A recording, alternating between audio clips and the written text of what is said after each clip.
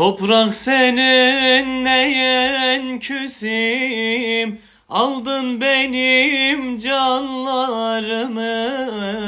Toprak senin neyen küsim, aldın benim canlarımı.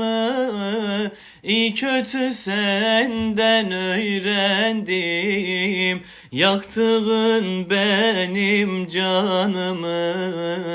Toprak senin neyen küsim, ey kötü senden öğrendim, yaktığın benim canımı. Baba senin neyen küsim. Tohum ekersin toprağa, dağdaki yeşil yaprağa. Tohum ekersin toprağa, dağdaki yeşil yaprağa. Genç yaşta girdi toprağa, toprak senin neyen küsim. Toprak senin neyen küsim.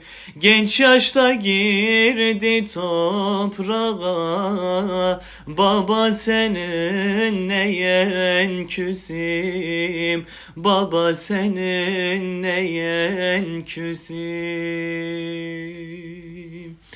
Ağlaya ağlaya yollara düştüm, şükür olsun muradıma eriştim.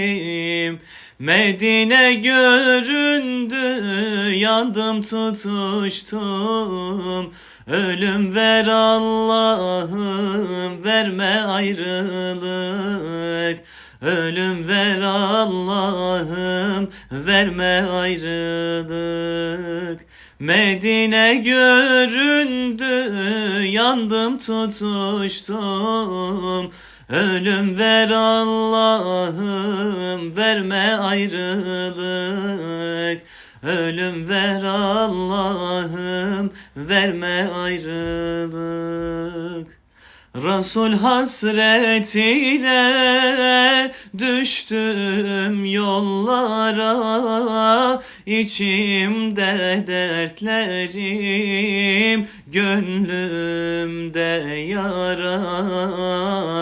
Gözyaşımla vardım ben o diyara, gittim Medine'yi seyran eyledim.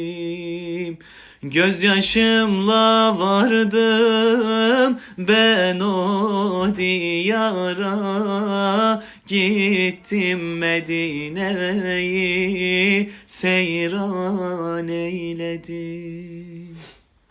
Ala Resulina Muhammedin salavat. Allah razı olsun. Sağ olasın teyze. Sesine sağlık, nefesine sağlık. Amin.